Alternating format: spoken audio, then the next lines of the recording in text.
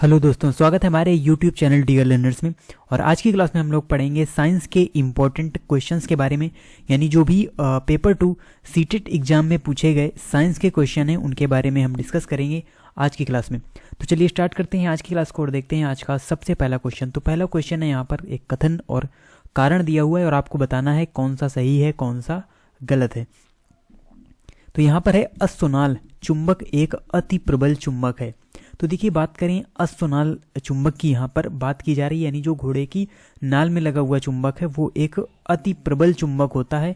तो ये बात हमारी बिल्कुल सही है। उसके बाद अस्सोनाल चुंबक के ध्रुव एक दूसरे के अति निकट होते हैं। तो देखिए, घोड़े की नाल का आकार किस प्रकार से होता है, इस प्रकार से होता है। तो एक ये ध्रुव हो गया। जनरली आप जो चुंबक देखते हैं तो हम देखिए इस प्रकार से चुंबक होता है। तो ये एक हमारा ध्रुव हो गया, एक ध्रुवीय हो गया। तो यहाँ पर देखिए तो ये दूर दूर है, लेकिन अगर अस्सोनाल चुंबक की बात करें तो यहाँ पर जो दोनों ध्रुव होते हैं ये एक दूसरे के अति निकट होते हैं। तो इसीलिए ये सेंटेंस भी हमारा क्या होगा, सही होगा। तो ए एवं आर दोनों ही सही हैं और ए आर का सही स्पष्टीकरण है, यानी ए का जो सही स्पष्टीकरण है वो यहाँ पर आर है। अगला क्वेश्चन है, किसी पानी के जहाज के ढांचे को धारा रेखीय बनाने का क्या उद्देश्य है। यानी जो पानी का जहाज होता है उसका जो ढांचा होता है हम उसको धारा रेखीय क्यों बनाते हैं, यानी उसका जो बनाने का हमारा उद्देश्य होता है वो होता है यहाँ पर तरल कर्षण को निम्न करना। तो जिस प्रकार से यहाँ पर बात की जाती है स्थल में हम करते हैं घर्षण की, या जिसे हम फ्रिक्शन कहते हैं, उसी प्रकार से अगर जल की हम बात करें तो वहाँ पर इसे हम क्या कहते हैं, कर्षण कहते हैं। तो उसी तरल कर्षण को निम्न करना, कम करना यहाँ पर उद्देश्य होता है। हम जब जहाज के ढांचे को कैसा बनाते हैं, धारा रेखीय बनाते हैं। अगला क्वेश्चन है, किसी डेयरी संयंत्र में स्वच्छ मक्खन बनाने में निम्न चरण निहित है। और इनमें आपको बताना है कौन सा भौतिक परिवर्तन है और कौन सा यहाँ पर आपका रासायनिक परिवर्तन है। तो देखिए, जो दूध है इसको पाश्चुरीकृत किया जाता है, ये हमारा आ जाता है।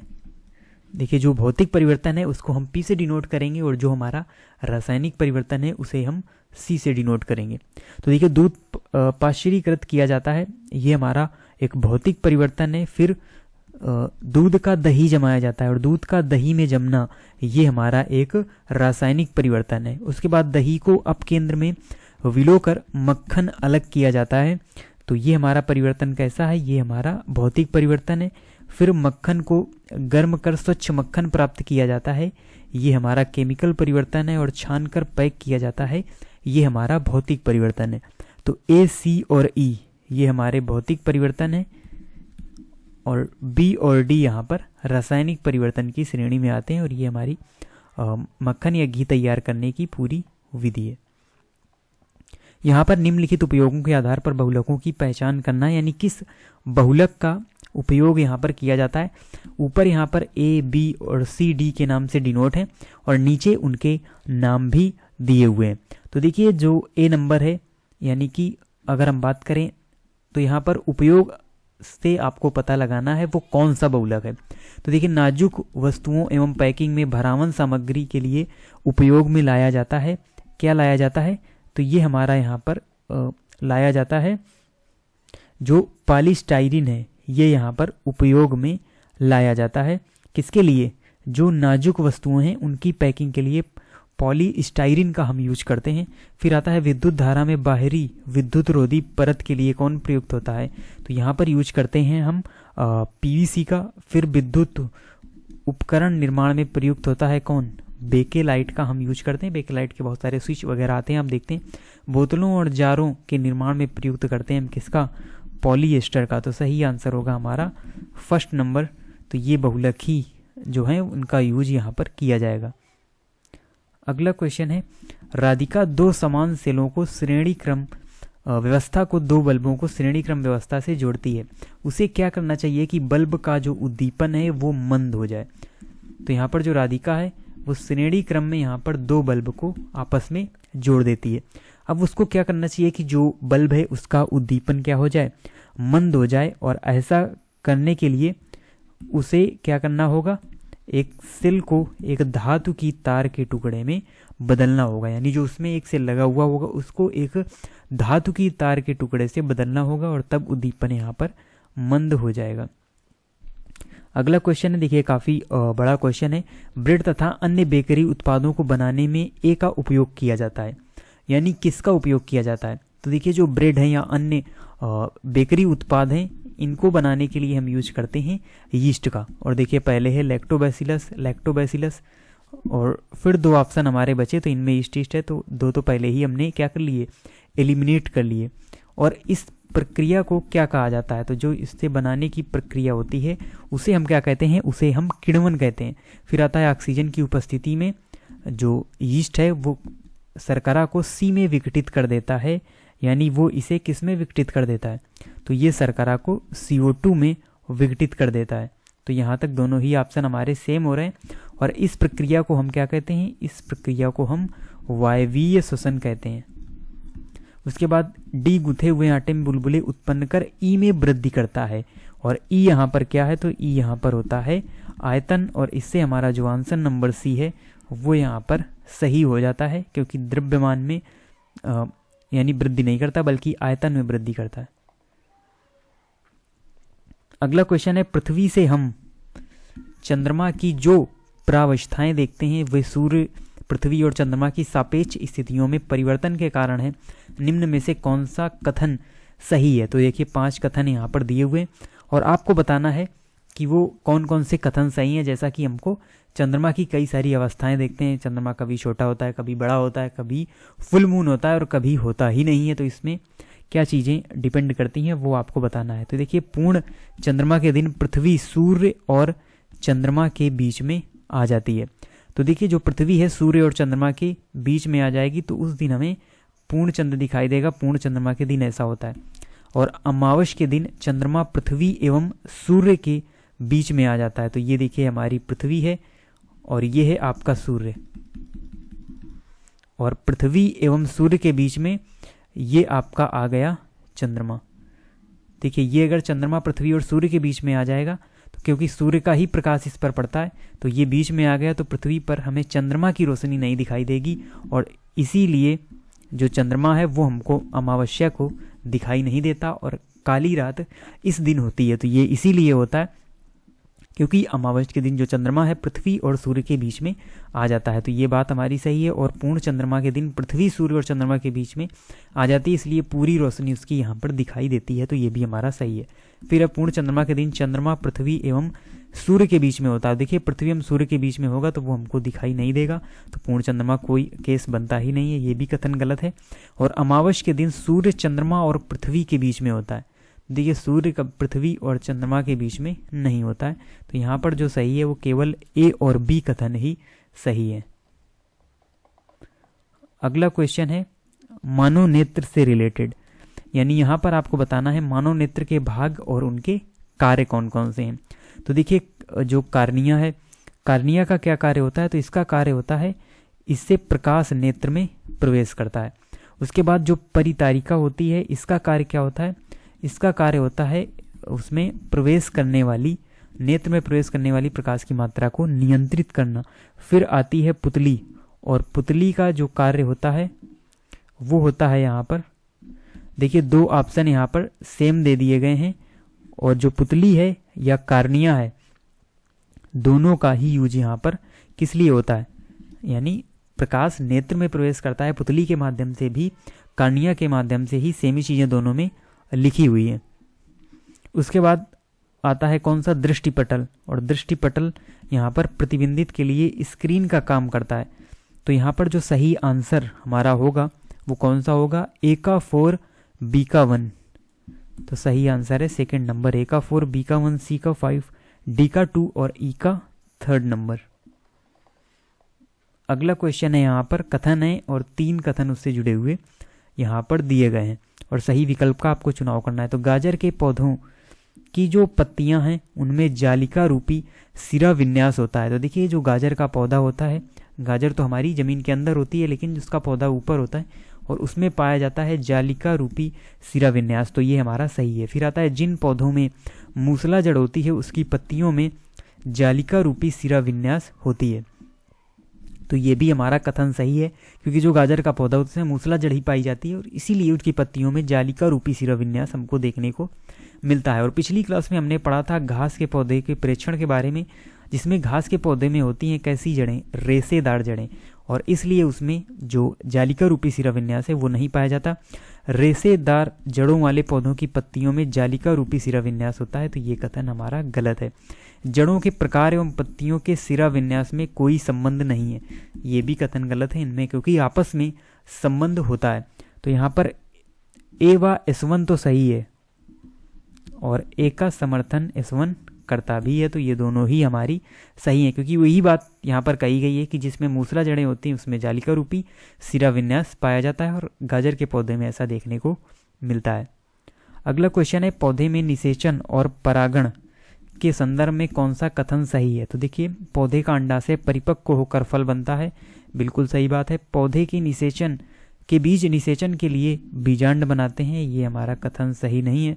निषेचन के उपरांत परागण होता है, ये भी हमारा गलत है। परागण में बीज वायु, जल, पक्षियों और कीटों द्वारा विसरित होते हैं, ये भी हमारा सही नहीं है। बीजांड में निषेचन संपन्न होता है, ये हमारा कथन सही है। तो सही आंसर होगा ए और ई। तो जो ए और ई कथन है वो हमारे यहाँ पर सही है, बाकी सभी गलत हैं।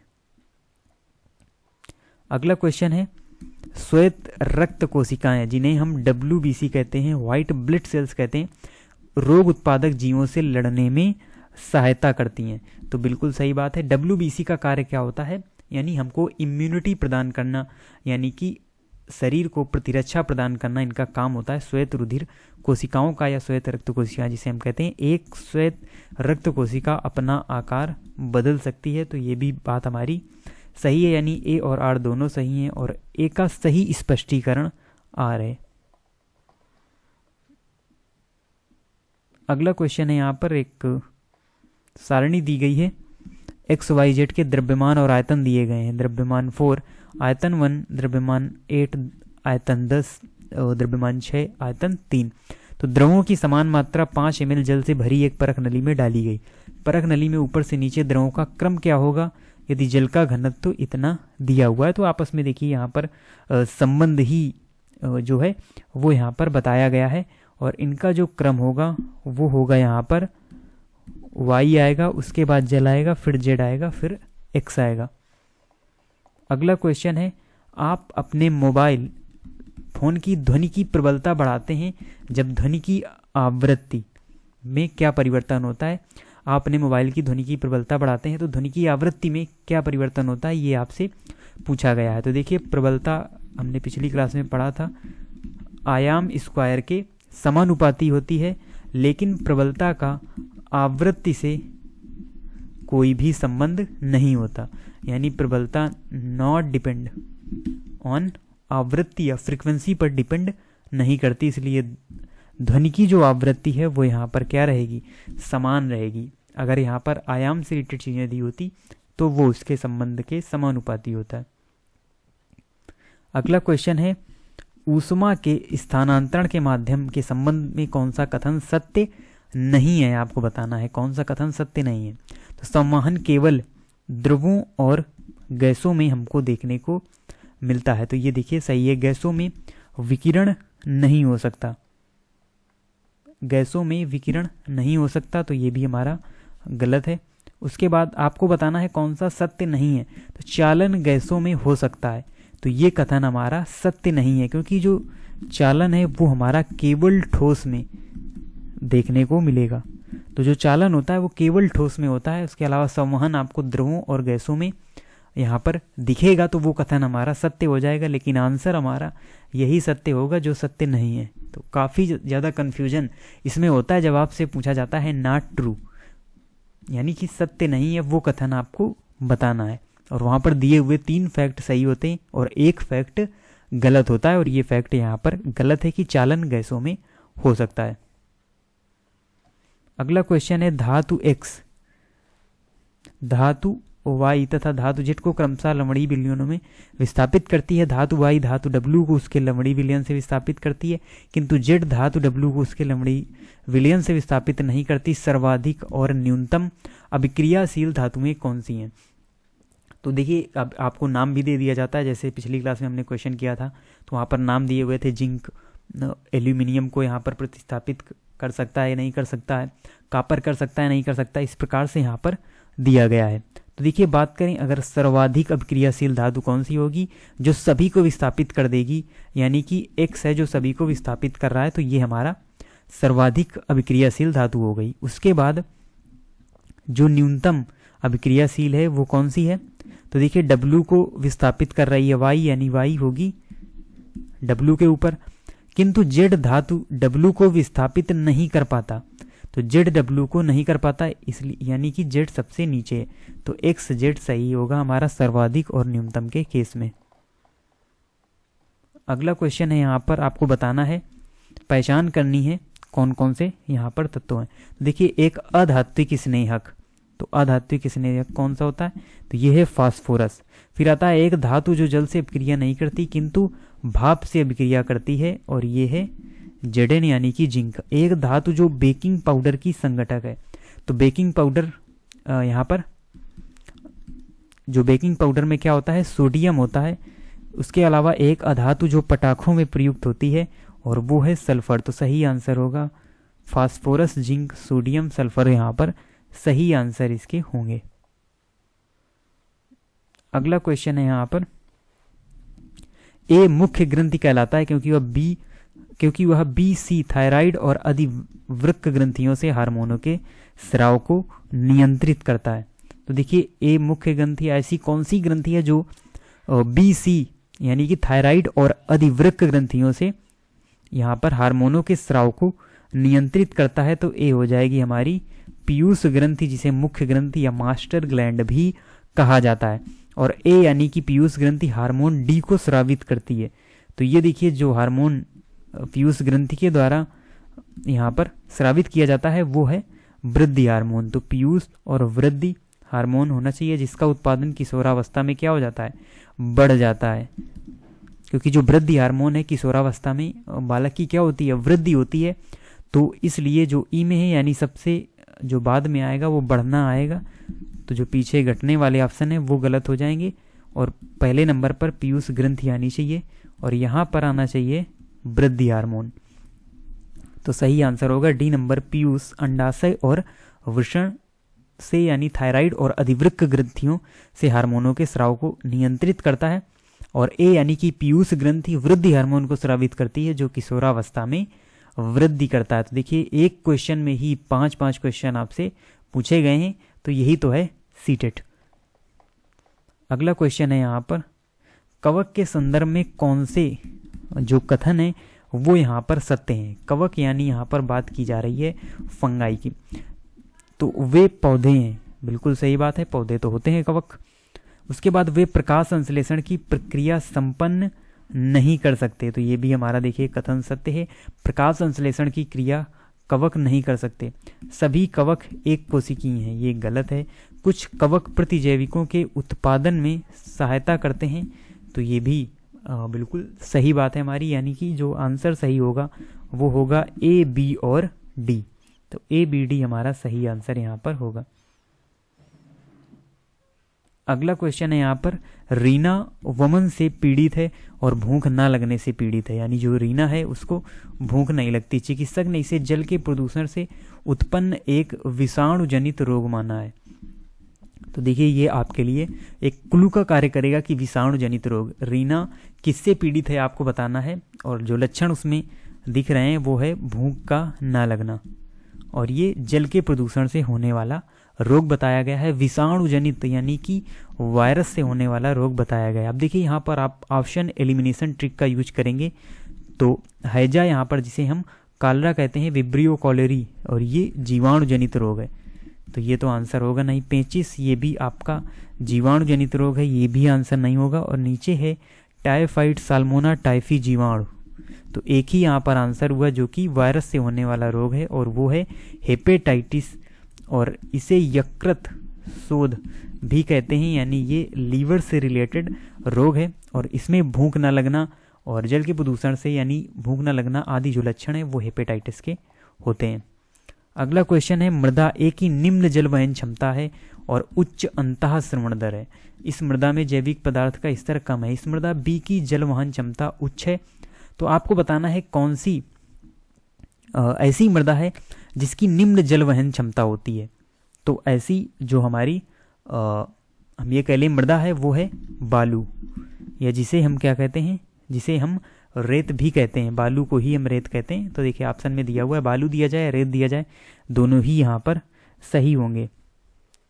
उसके बाद यहाँ पर जो हमारा सही आंसर होगा, फिर आती है कौन सी मृदा, फिर आती है यहाँ पर हमारी मृदा बी की जल वहन क्षमता उच्च है अतः श्रवण दर अति निम्न है। इसमें जैविक पदार्थ की जो मात्रा है वो यहाँ पर अधिक होगी। और मृदा सी में जल वहन क्षमता और अंतः श्रवण दर है जो वो यहाँ पर क्या है, मध्यम होगी।